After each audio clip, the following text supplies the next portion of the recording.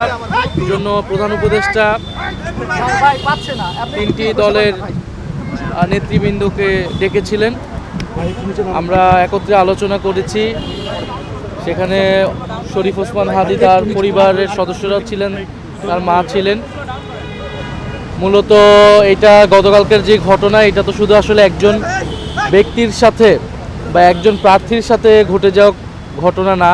আমি গতকালকে বলেছি এটা কোনো বিচ্ছিন্ন ঘটনাও না।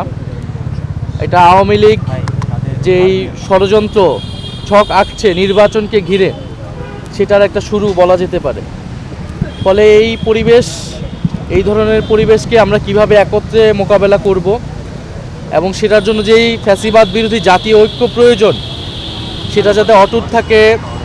আমরা জানি নির্বাচনের রাজনীতিতে আমরা প্রতিযোগিতা করব, প্রতিদ্বন্দ্বিতা করব, একে অন্যের বিরুদ্ধে হয়তো বলবো, কিন্তু সেটা যাতে কখনোই একটা সীমাকে অতিক্রম না করে এবং আওয়ামী লীগকে যাতে কোনো সুযোগ সুবিধা করে না দেয়, এই ব্যাপারে আমরা সকলেই ঐক্যমত পোষণ করেছি।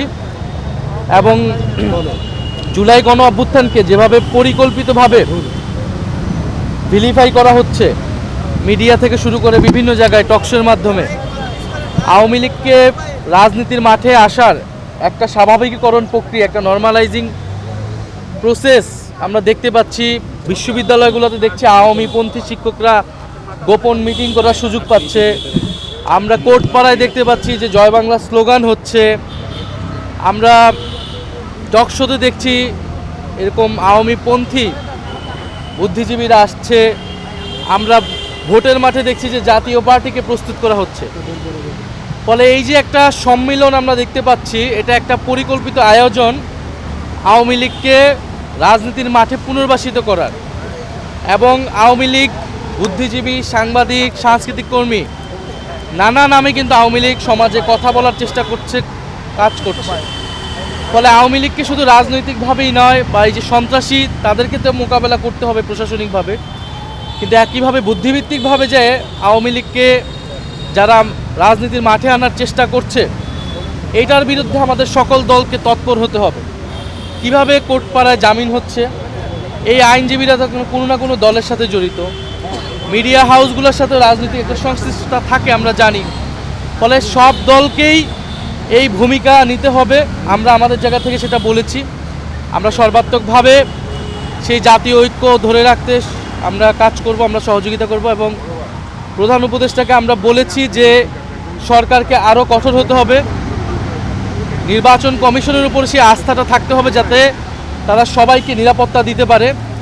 এবং অবশ্যই ওসমান হাদির যারা হত্যা চেষ্টা জড়িত, আমরা তাদেরকে তো অবিলম্বে আজকের মধ্যে আমরা গ্রেফতার চেয়েছি। এবং শুধু তারাই নয়, বরং এই যে পরিকল্পনার সাথে যারা জড়িত তাদেরকেও যাতে সরকার কঠোর ব্যবস্থা নেয় আওয়ামী লীগের বিরুদ্ধে। এবং আমাদের আরেকটা জিনিস মনে রাখতে হবে যে আওয়ামী লীগ সকল পরিকল্পনা করতেছে দিল্লিতে বসে। ফলে ভারত সরকারের প্রত্যক্ষ বা পরোক্ষ মদত ছাড়া আওয়ামী লীগ এই ধরনের পরিকল্পনা করতে পারে না। এই ধরনের তৎপরতা, জঙ্গি তৎপরতা তারা করতেছে। ফলে অবশ্যই ভারত সরকারকে, আমাদের এখানে যারা ভারতীয় দূতাবাস আছে তাদেরকে অ্যাকাউন্টেবল করতে হবে। সরকারের পক্ষ থেকে তাদেরকে ডেকে বলতে হবে যে সেখানে একজন মৃত্যুদণ্ডপ্রাপ্ত গণহত্যাকারীকে ভারত সরকার আশ্রয় দিয়ে অলরেডি তারা একটা নৈতিক অপরাধ করেছে। এখন তারা বাংলাদেশকে অস্থিতিশীল করার জন্য সেই আওয়ামী লীগকে তারা সহায়তা করতেছে। আমরা দেখেছি 5ই আগস্টের আগে ভারত আওয়ামী লীগকে প্রত্যক্ষ পরোক্ষভাবে সহায়তা করেছে, অবৈধভাবে ক্ষমতায় টিকে থাকতে সহযোগিতা করেছে, বাংলাদেশের রাজনীতিতে সবসময় হস্তক্ষেপ করেছে।